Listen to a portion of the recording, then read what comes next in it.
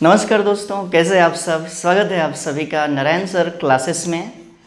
कक्षा 9 का विज्ञान का पहला अध्याय पढ़ा रहे हैं, जिसका भाग 1 हमने पढ़ा दिया है। यदि आपने भाग 1 नहीं देखा है तो उसका लिंक हमने डिस्क्रिप्शन में दे दिया, वहाँ से आप देख सकते हैं। इस अध्याय का भाग 2 आज हम पढ़ाएंगे। इससे पहले वाले भाग में हमने पदार्थ के बारे में, पदार्थ के कणों के गुणधर्मों के बारे में और पदार्थ की अवस्थाओं के बारे में बात कर चुके थे। आज के इस वीडियो में हम पदार्थ की अवस्थाओं को विस्तार से जानेंगे। हमने वहाँ पे जाना था कि पदार्थ की 5 अवस्थाएं होती हैं, लेकिन यहाँ पे जो है हमें बस 3 ही अवस्थाओं के बारे में जानना है। पदार्थ की ये 5 अवस्थाएं कौन कौन सी हैं? तो एक है ठोस अवस्था, दूसरा है द्रव अवस्था, तीसरा है गैस अवस्था, चौथा है प्लाज्मा और पांचवा है बोस-आइंस्टीन-कॉन्डनसेट। बोस-आइंस्टीन-कॉन्डनसेट। यहाँ पे हम 3 ही अवस्थाओं के बारे में पढ़ेंगे, जो है ठोस, द्रव और गैस। ये है क्या? तो इसके बारे में जो है हम सबसे पहले जानते हैं ठोस अवस्था के बारे में। ठोस अवस्था है क्या, यानी कि सॉलिड स्टेट। तो पदार्थ की वह भौतिक अवस्था जिसका आकार और आयतन निश्चित हो। क्या? आकार व आयतन निश्चित हो। पदार्थ की वह भौतिक अवस्था जिसका आकार व आयतन निश्चित हो, उसे हम कहते हैं ठोस या वस्तु की ठोस अवस्था। यानी कि कह सकते हैं कि जिस भौतिक अवस्था में उसका आयतन व आकार निश्चित हो, उसे कहते हैं वस्तु का क्या? ठोस अवस्था। तो ठोसों का कुछ मुख्य गुण होता है, जैसे कि ठोस कठोर होते हैं। क्या? तो ठोस जो होते हैं कठोर होते हैं।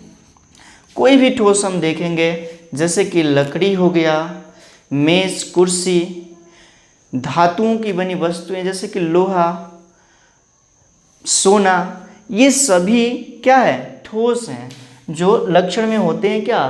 कठोर। दूसरी बात कि ठोस जो होते हैं असंपिंड्य होते हैं। असंपिंड्य मतलब क्या? इसमें कि प्रसार का गुण नहीं पाया जाता है, यानी कि ये फैलते नहीं हैं। एक स्थान पर रख दिया जाएगा, वहीं पे पड़े रहेंगे, फैलेंगे नहीं। तो पदार्थ के ठोस जो होते हैं क्या? असंपिंड्य होते हैं। उसके बाद से ठोसों की जो विमाएँ होती हैं, विमाएँ वो निश्चित होती हैं। विमाएँ जो होती हैं वह निश्चित होती हैं। जैसे कि अभी हमने बताया क्या?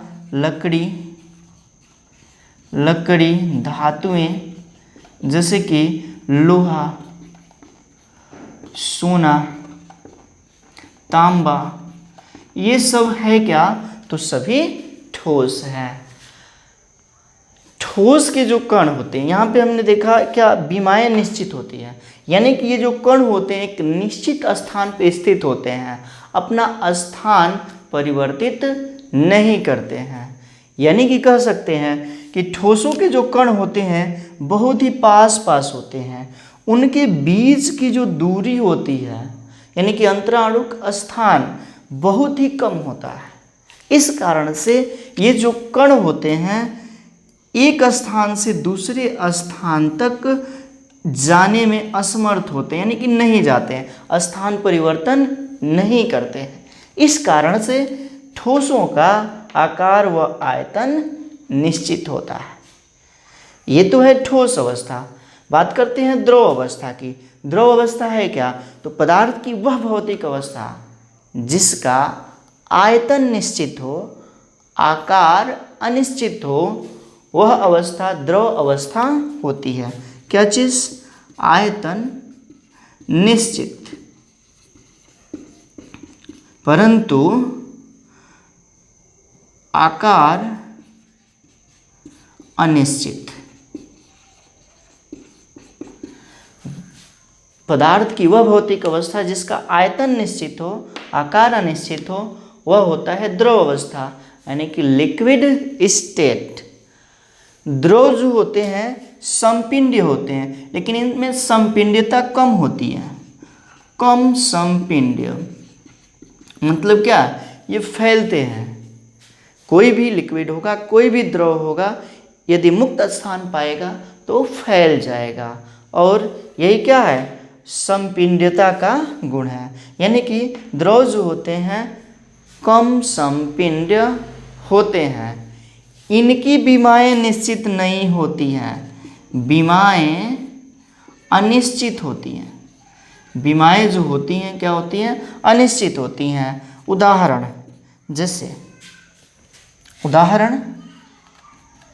जैसे कि हो जाएगा जल, तेल,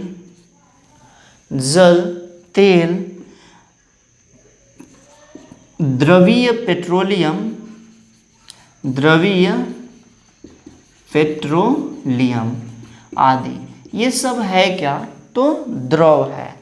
द्रवों के जो कण होते हैं उनके कणों के बीच की दूरी थोड़ा अधिक होती है, किसकी अपेक्षा, तो ठोस की अपेक्षा। इस कारण से ये जो कण होते हैं एक स्थान से दूसरे स्थान तक जा सकते हैं, और कणों के स्थान परिवर्तन को फिसलन कहा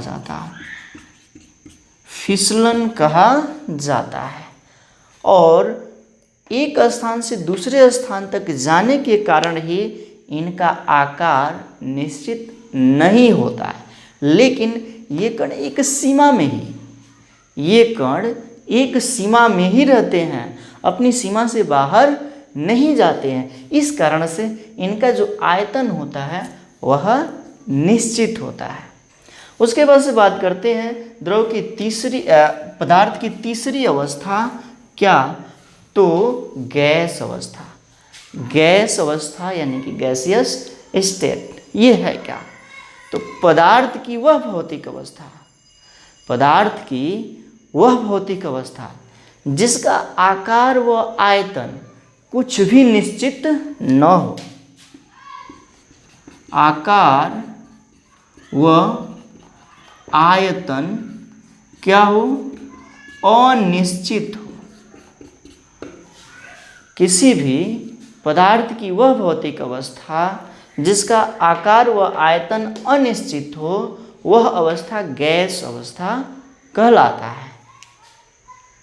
गैसों में जो संपिंड्यता होती है, संपिंड्यता बहुत अधिक होती है। गैसों में संपिंड्यता अधिक होती है, और गैसों की विमाएँ भी अनिश्चित होती हैं। विमाएँ अनिश्चित,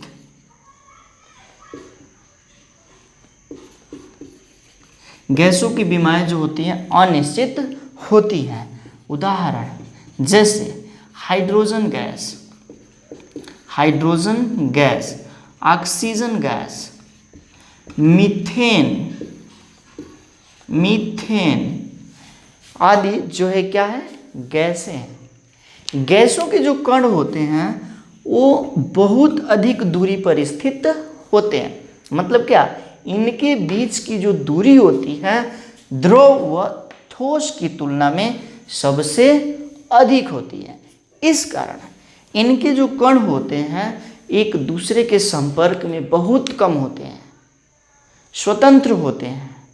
जैसे ही इनको स्थान मिलता है ये तेजी से फैल जाते हैं। इस कारण जो है गैसों का आकार व आयतन अनिश्चित होता है। तो यहाँ पे हमने पदार्थ की तीनों अवस्थाओं के बारे में बताया, ठोस अवस्था, द्रव अवस्था और गैस अवस्था। ठोस अवस्था है क्या, इसको विस्तार से हमने बताया। द्रव अवस्था यानी कि लिक्विड स्टेट, उसके बाद से गैस अवस्था। अब जो है हम जानेंगे क्या, तो पदार्थ की अवस्था में परिवर्तन। अब हम जानेंगे क्या, तो पदार्थ की अवस्था में परिवर्तन।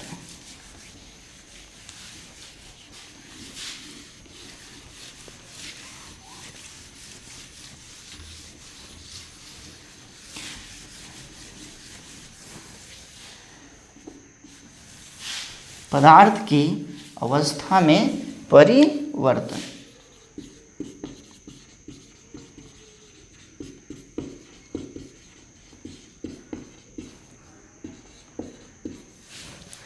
क्या मतलब?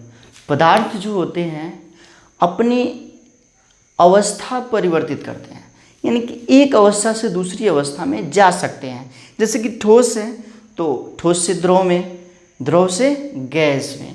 पदार्थ का एक अवस्था से दूसरी अवस्था में जाना ही कहलाता है पदार्थ की अवस्था में परिवर्तन। ये कुछ न कुछ कारणों से होता है। मुख्य रूप से दो कारणों से जो है पदार्थ एक अवस्था से दूसरी अवस्था में जा सकता है। एक क्या है? तापमान में परिवर्तन करके। क्या? तो तापमान में परिवर्तन करके। और दूसरा क्या है? तो दाब में परिवर्तन करके। क्या मतलब? कि यदि किसी वस्तु के तापमान में परिवर्तन कर दिया जाए, ताप बढ़ा या घटा दिया जाए, तो वस्तु एक अवस्था से दूसरी अवस्था में जा सकती है।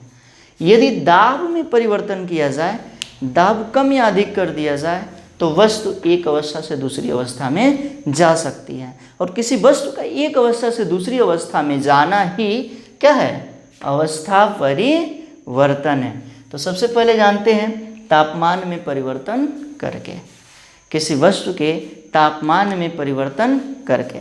जैसे कि कोई ठोस है, उसको द्रव में परिवर्तित करना है। कोई द्रव है, उसको जो है गैस में परिवर्तित करना है। तो क्या करेंगे? यदि कोई ठोस है, यदि उसके तापमान को बढ़ाया जाए, यानी कि उसको गर्म किया जाए, गर्म करेंगे तो तापमान बढ़ेगा। यानी कि यदि ठोस को गर्म किया जाए तो वह द्रव में परिवर्तित हो जाता है। यदि द्रव है और द्रव को गर्म किया जाए, फिर गर्म करेंगे तो यहाँ पे जो तापमान था उससे तापमान में वृद्धि होगी, और तापमान बढ़ने पर क्या होगा? द्रव जो है गैस में परिवर्तित हो जाएगा। यदि कोई वस्तु गैस अवस्था में, उसको द्रव अवस्था में परिवर्तित करना है तो क्या करना होगा? तापमान कम करना होगा, ताप घटाना होगा। यानी कि गैस को यदि हम ठंडा करेंगे, गैस को ठंडा करेंगे तो वह द्रव में परिवर्तित हो जाता है। और यदि द्रव को ठोस में परिवर्तित करना है, द्रव को ठोस में परिवर्तित करना है तो फिर तापमान कम करेंगे, यानी कि ठंडा करेंगे, और द्रव जो है ठोस में परिवर्तित हो जाएगा। इसका सबसे अच्छा उदाहरण है जल। क्या चीज़? तो जल। जल तीनों अवस्थाओं में होता है। यदि वह ठोस रूप में है तो उसे हम लोग बर्फ कहते हैं। यदि द्रव अवस्था में है तो वह जल है।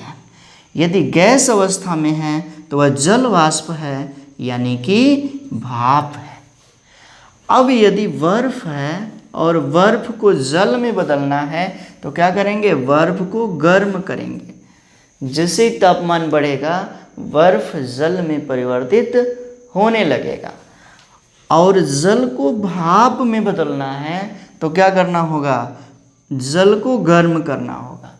यदि जल को हम गर्म करते हैं तो वाष्प में, यानी कि भाप में परिवर्तित हो जाता है। उसके बाद से भाप को जल में परिवर्तित करना है तो भाप को क्या करना होगा? ठंडा करना होगा, यानी कि तापमान में कमी करनी होगी। यदि जल को बर्फ में बदलना है तो क्या करना होगा? तो जल को और अधिक ठंडा करना होगा, यानी कि जमाना होगा। इसके कारण क्या होगा? जल जो है बर्फ में परिवर्तित हो जाएगा। इसका मतलब क्या हुआ? यदि तापमान बढ़ाते हैं या तापमान कम करते हैं तो वस्तु एक अवस्था से दूसरी अवस्था में जाती हैं, और इसी को कहते हैं अवस्था में परिवर्तन। इसे ही कहते हैं क्या? अवस्था में परिवर्तन। अब बात करते हैं दाब में परिवर्तन करके। यदि किसी वस्तु के दाब को कम या अधिक कर लिया जाए तो वह वस्तु जो है एक अवस्था से दूसरी अवस्था में जा सकती है। और वस्तु का एक अवस्था से दूसरी अवस्था में जाना ही क्या है, अवस्था में परिवर्तन है। जैसे कि कोई वस्तु ठोस अवस्था में है, ठोस अवस्था में उसको द्रव में परिवर्तित करना है। यदि कोई वस्तु द्रव अवस्था में है उसको गैस में परिवर्तित करना है, या कोई वस्तु गैस में है द्रव में बदलना है, द्रव में है तो उसे ठोस में बदलना है। तो दाब को कम या अधिक हम करेंगे तो क्या होगा, वो वस्तु एक अवस्था से दूसरी अवस्था में चली जाएंगी और इसे ही कहेंगे क्या, अवस्था में परिवर्तन। जैसे कि यहाँ पे गैस है, इसको द्रव में बदलना है। जैसे कि एलपीजी गैस है जो रसोई गैस सिलेंडरों में भरी जाती हैं। एलपीजी गैसें रसोई सिलेंडरों में भरी जाती हैं। वो है क्या, तो वो तो गैसें ही है, लेकिन उसके दाब को बढ़ाया जाता है। दाब इतना अधिक कर लिया जाता है कि सिलेंडर में वह गैस द्रव अवस्था में होती हैं। इसका मतलब क्या है, गैस है लेकिन दाब बढ़ाया गया है। क्या बढ़ाया गया है, दाब। यानी कि दाब बढ़ाएंगे तो कोई गैस द्रव अवस्था में परिवर्तित हो जाती हैं। उसी तरह से यदि कोई द्रव है और उसको ठोस में बदलना है तो और अधिक दाब को बढ़ाया जाएगा, दाब बढ़ाया जाएगा। यदि दाब बढ़ाया गया और अधिक तो द्रव ठोस में परिवर्तित हो जाता है। यदि दाब में कमी किया जाए, दाब को कम किया जाए तो क्या होगा, ठोस द्रव में परिवर्तित हो सकता है। और यदि और कम दाब कर लिया जाए तो क्या होगा, द्रव जो है गैस में परिवर्तित हो जाता है। इसका सबसे अच्छा उदाहरण है एलपीजी गैसें जो रसोई गैस सिलेंडरों में भरी जाती हैं। उन गैसों का दाब बहुत अधिक कर लिया जाता है, जिस कारण से वह गैस लिक्विड स्टेट में द्रव अवस्था में गैस सिलेंडरों में होती हैं। तो कहने का मतलब है कि दाब को बढ़ाया जाए तो कोई गैस द्रव में, और अधिक दाब बढ़ाया जाए तो कोई द्रव ठोस में परिवर्तित हो सकता है। यदि दाब को कम किया जाए तो ठोस द्रव में, और अधिक दाब को कम किया जाए तो क्या होगा, द्रव गैस में परिवर्तित हो जाएगा। तो कहने का मतलब है यहाँ पे क्या हुआ, दाब में परिवर्तन किया गया जिसके कारण की वस्तु एक अवस्था से दूसरी अवस्था में चली गई। इसे क्या कहेंगे, पदार्थ का अवस्था में परिवर्तन।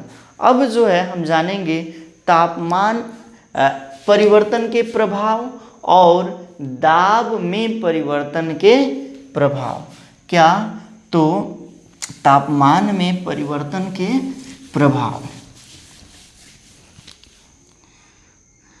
तापमान में परिवर्तन के प्रभाव। और यहाँ पे जानेंगे क्या, दाब में परिवर्तन के प्रभाव। तो सबसे पहले हम जानेंगे क्या, तापमान में परिवर्तन के प्रभाव। यदि ताप में परिवर्तन किया जाए तो क्या क्या प्रभाव देखने को मिलता है। यहाँ पे हम मुख्य रूप से 3 बातों के बारे में चर्चा करेंगे। एक क्या है, तो गलनांक बिंदु, गलनांक बिंदु। उसके बाद से दूसरा क्या है, तो क्वथनांक बिंदु, क्वथनांक बिंदु। और तीसरा क्या है, ऊर्ध्वपातन, ऊर्ध्वपातन। तो मुख्य रूप से यह तीन प्रभाव देखने को मिलता है। क्या, गलनांक बिंदु, क्वथनांक बिंदु और ऊर्ध्वपातन। इसके साथ ही ऊर्ध्वपातन या निक्षेपण, निक्षेपण। तो मुख्य रूप से हम लोग इस प्रभाव के साथ, तापमान में परिवर्तन के प्रभाव के साथ अगले वीडियो में मिलेंगे। इस वीडियो में बस इतना ही। यदि आप हमारे चैनल पर नए हैं तो हमारे चैनल को सब्सक्राइब कीजिए और बेल आइकन को भी प्रेस कीजिए, जिस कारण से आपको नोटिफिकेशन मिलता रहे। और यदि हमारा वीडियो अच्छा लगे तो लाइक कीजिए और अधिक से अधिक शेयर कीजिए। धन्यवाद।